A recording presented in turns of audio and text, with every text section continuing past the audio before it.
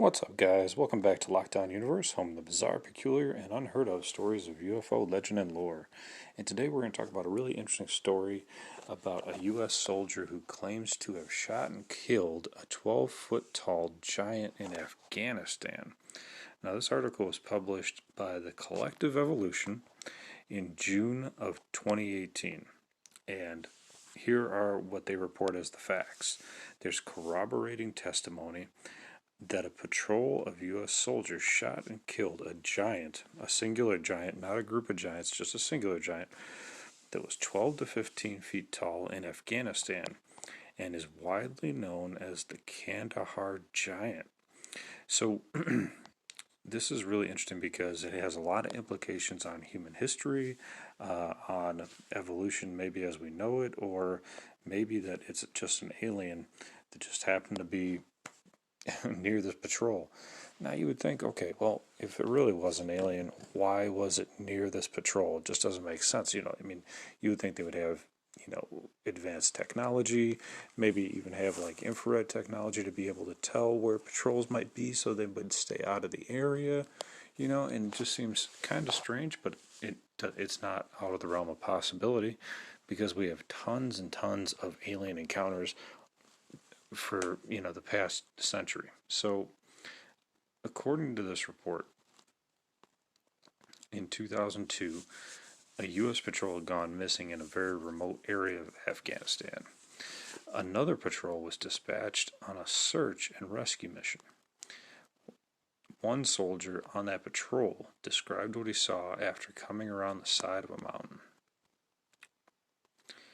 He said, "We bent around this corner and you could see an opening in the cave." He said, then he saw a lot of rocks and another oddity, a bit of bone matter. He saw some bone. And he said, well, that's strange. And he stated he was not close enough to identify what the kind of bones they were, but he started to utilize his communications equipment and try to discuss this with his patrol. And he instantly started thinking maybe this is an ambush. Maybe we're in an ambush area. Maybe this could be an animal, or, it could be any kind of bone. But there was enough room in the front of the cave where it had a steep drop off, and there was enough room to get out in case of an ambush. So they stayed in. But not long after they got this information, they saw something emerge from the cave, despite their preparedness, that caught them off guard. And they report that it was a 12 to 15 foot tall, quote-unquote, monster. They actually used the word monster, and the individual who apparently reported this used the word monster. He had a red beard with his hair longish going past his shoulders and was scarlet red, and one of the infantrymen ran at him and started shooting, which broke all of the other individuals back into reality because it was very surreal, according to this individual. So apparently, while the infantryman who was named Dan was running at him, another friend is laying down fire, and then this individual who was reporting the story started firing.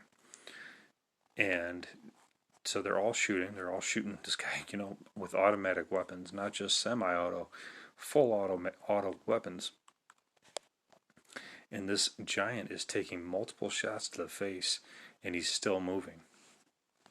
They reported that eventually the giant got killed, but this guy's friend Dan was also killed as well. The patrol unit was soon visited by a helicopter, and it dropped some cargo netting, and they were able to bundle up this giant into the netting. And soon after they were done, a larger helicopter came by, dropped a hook, and the giant was carried off. The soldier confirmed that this red-haired, fair-skinned giant had 6 fingers on each hand and 6 toes on each foot. After they submitted their after-action report, the soldier stated that they were told by top brass to rewrite it in a particular fashion, presumably to remove any mention of a giant being. So that's one story. We have another story, and I apologize that I'm speaking a little bit lower today. I had a wisdom tooth pulled out yesterday, but I really still want to do a podcast and still give you guys some information today. So I apologize, but I'm doing the best I can. I'll have a bit more energy probably tomorrow and be able to speak a little bit louder. But the corroborating testimony by another eyewitness was given by another special ops soldier in Afghanistan, and he stated that they came back to base from another unit, not the unit that was near the giant, but a totally separate unit that was on another mission. They came back to base and started hearing this rumor about a unit that had killed a really tall person. And at first, they didn't think anything of it. They thought it could just be, some tall individual from Afghanistan or a tall military member or something like that. And then he came to find out this person was actually 3 times the size of a man and had an extra digit on their hands and an extra digit on their feet and had red hair, and a special unit had come in and wanted this target. So maybe that special unit was the unit that was flying the helicopter, putting the hook down, grabbing the netting, and taking off. And we hear a lot about this with different UFOs, right? We hear about UFOs getting picked up by helicopters, by the Chinooks, by twin blade, double helicopter units come in, they pick them up, or even 4 helicopters at a time, depending on how large the UFO is. And it always blasts my mind, blows my mind, to make me think how strong these helicopters are, that they're able to carry these aircraft. Now either the aircraft are super light or the helicopters are super strong, and I don't know which is which. But the fact is that they're able to do it, and that's really impressive to me. I'm nowhere near a expert on aircraft and aerodynamics, but it seems like they're very strong helicopters that would be able to do this. So moving on in this story, this individual from another unit stated that they had heard that they'd killed something inside a cave or the mouth of a cave, and it was common knowledge amongst the military that when you hear this, you first think it's got to be a joke, it's got to be a hoax, and after things go down a certain way and you keep hearing it, you start to realize it's not a joke. They kept telling us to keep our weapons high, which normally means it's 2 to the chest, 1 to the head. So that's kind of how they're taught to kill, is 2 to the chest, 1 to the head. But they kept telling us to put it towards a man's head and put it higher. So we would question, why would they want us to shoot higher than a man's head? So they're talking about weapon positioning, and when you're engaging in combat, you engage towards center mass, right? So center mass would be, kind of like your equivalent of mass. You're going to point it towards your chest, but just farther away, right? Like a chest height. But then all of a sudden they're getting new instructions saying, if you're encountering individuals, point it towards where their head would be, higher than the head, because that's where a giant center of mass is going to be. That's where you're going to do the most damage into the organs and start taking this thing down. So it's really interesting. And now, going further into this article, there's testimonies that are found in a video compilation. And the interviews were conducted by L.A. Marzulli with 2 soldiers who wanted to remain anonymous. And there's some footage from Coast to Coast with George Norrie featuring a pilot who saw and actually transported the giant. So we're really getting into like some real legit testimony here from individuals claiming that they were the ones that were transporting this individual and engaging with this entity, this 12 to 15 foot tall entity. Now, what's really cool about ufology and kind of what we're getting into is that there's so much more out there. We always hear about these stories about greys and reptilians and humanoid, like not Norwegian, but gosh, it's not coming to me. Sorry, it's the medications, but like the Nordic type, blonde hair, blue-eyed aliens, and we hear a lot about those stories. We don't really hear about a story about like a red-haired giant, 12 to 15 feet tall. So I think we're always fascinated by a taller being. A smaller being is interesting too, but we're always fascinated by these taller beings, and we hear about the reptilians sometimes being like 12 to 14 feet tall. I think that was the tallest one that I had heard about, and that was like their Royal Draco that was like super tall, 14 feet. But now we got this red-haired guy who's 12 to 15 feet tall. Now we're talking 15 feet. That's that's an additional foot higher than the tallest reptilian Draco, the white Royal Dracos, which are totally different color than their smaller, shorter counterparts that are green, right? So we have this, like, if you guys have ever seen like Lord of the Rings, I'm thinking of, like that troll guy that's in Lord of the Rings that has the long beard and he looks like a troll, but he's real strong. I'm thinking like a 12 foot, 15 foot tall version of that, that they encountered. And if that's the case, where did this guy come from? Because we have not heard about this kind of being in any other stories. So either they're engaging him in the Afghanistan area. Either they're underneath Afghanistan, right? They have a base underneath there or somewhere near, or they came from a totally other planet and they landed and they're engaging on the land. And why would they be engaging on the land? Like it's just, it seems as though individuals who would be able to transport themselves here would have technology, right? Like some sort of handheld tech that would allow them to scan the nearby area for any individuals, right? Unless our military has the capability to mask their own infrared signature through some clothing or some sort of equipment that they carry with them to mask their signature against human entities and alien entities. And that's where it gets really interesting because, we're kind of theorizing now, but you have to imagine, right? If we went to another planet with the technology that we have now, that you might be going into a potentially hostile environment. You'd want to be aware of your environment. You want to be as aware as possible, right?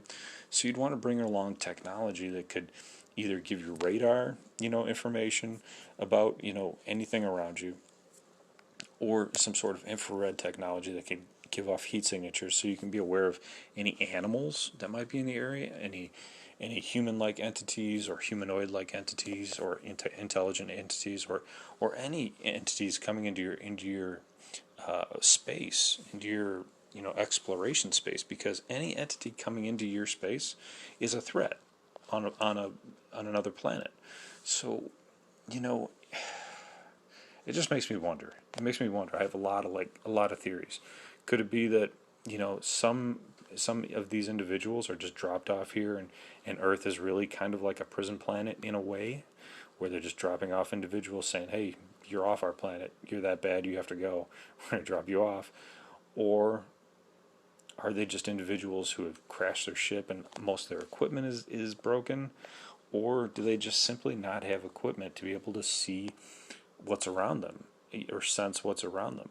And so all these questions kind of come into play when we talk about this story, where our uncivilized, untechnological, or lack of higher technology military is able to encounter a 12 to 15 foot giant.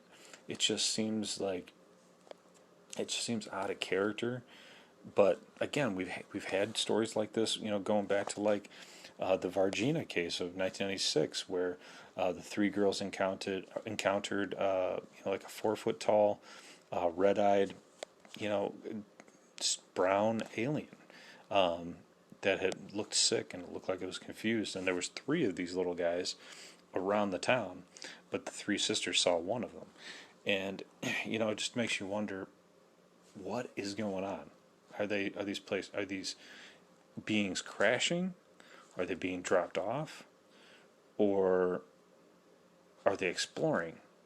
But if they're exploring, you gotta wonder why they're putting themselves into these precarious situations where their lives are at risk, with us being uncivilized, willing to shoot our weapons off at a moment's notice, and we're known to be aggressive. So it just seems bizarre to me. But again, the story is really interesting. The story goes on with the pilot talking about how he landed at a base in Afghanistan, and that he was told that they had to pick up special cargo, and there were absolutely no cameras allowed. And the pilot described the cargo as basically a dead guy, extremely large, and he said he was at least 12 feet, laying in the fetal position, and he was around 1,100 pounds. So that's what we're talking about. And he goes on to say that he did have 6 fingers on both his hand and his feet, which is interesting because now we're talking about, well, why doesn't he have shoes on? Where's his shoes? Are we saying that these creatures are not advanced enough to even have shoes on? Seems strange, right? They also talk about that he had double rows of teeth, kind of like how sharks have like 3 rows of teeth. They're talking about this individual having double rows of teeth. And there's stories in Afghanistan about the existence of cannibalistic giants living in caves. And the soldiers who could understand the natives' language referred to these stories as legends. However, some of the soldiers did notice and notate that there was the presence of bones near a cave where they were at, and the potential for humans to be part of those bones was a possibility. So it's interesting. Maybe the legends are true. Maybe there were giants that were actually eating, some humans, and that's kind of interesting and scary as well. But what's interesting to me is these red-haired giants are pale in skin, and why would you have a bunch of pale-skinned aliens in Afghanistan unless they were always underneath the ground? Because you would think they would adapt to the sun and start adapting to their environment. But it's really interesting. Bizarre story. I've never heard it before. Again, I've done a lot of research, but I haven't heard a lot of these Kandahar giant stories. And it's just, it continues to make you question the universe around you. So I just wanted to bring that to you guys, and I had to get my mind off my tooth, and I wanted to bring it to you. So I apologize that I didn't have as much energy as I normally have. And haven't been talking as loud as I normally do, but I still wanted to present that story to you guys, and I thought it was interesting enough to bring today. So hopefully you guys are staying healthy, taking care of your physical health, emotional health, spiritual health. You're focusing on taking care of your family, and taking care of your hobbies and your goals and your dreams, focusing on those, working towards those. Make yourself happy. We have a short amount of time on this, this spinning rock in middle of space. We're all space travelers, and we should try to enjoy our time on this planet, doing things that we enjoy. And I enjoy doing this podcast, and I enjoy talking with you guys, and continue questioning the universe around you. It's a big universe, and there's a lot to look at, and a lot to question. So until next time, guys, take care, and Lockdown Universe out.